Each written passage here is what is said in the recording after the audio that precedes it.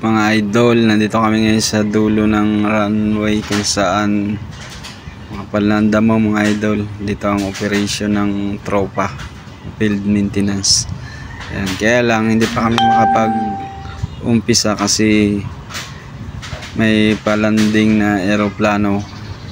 Ay bawal man dyan yung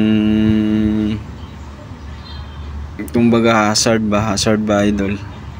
Hindi safe pag nandiyan kami sa may damuhan na nag-operation.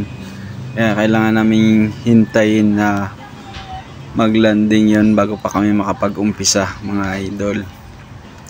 Natawag pa kami sa tower magpapaalam. Ay meron kaming radio na pang connect sa tower para makapag-usap kung pwede na kami mag-operation dyan. Ganun na nga mga idol ang nangyari, kaya nandyan kami naka-standby pa. Pero saglit lang rin yan mga idol. Antayin lang namin makalapag yung eroplano na yan. Tapos bago pa kami papaalisin uli kapag may naglanding na naman o kaya may palipad. Kaya abangan na lang natin itong palanding na eroplano mga idol. Napakaganda nito. Ayan siya.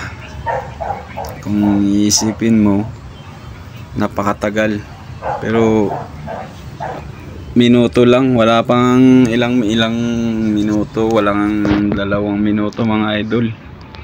Nandiyan na siya kasi nakikita na siya doon sa malayo. Kung lalapit ako doon sa bakod, sisilipin ko, matatanaw ko na yung eroplano na nakailaw siya. Ayan na nga idol, palanding na, narinig ko na yung tunog ng eroplano, kaya medyo tututukan na natin ito kasi maganda panoorin ito, videohan. Kung hindi ka pa nakapag subscribe sa YouTube channel ko idol, i-click mo na ang bell button at i-subscribe ka na mga idol. Huwag kalimutan mag-subscribe. Saglit lang mga idol medyo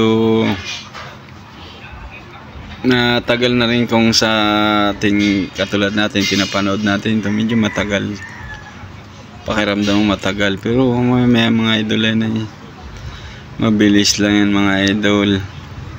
Huwag ka bang mainip, napakaganda pa namang panoorin ito idol. Ayan na makikita mo, wow, ang ganda niya na idol, wow.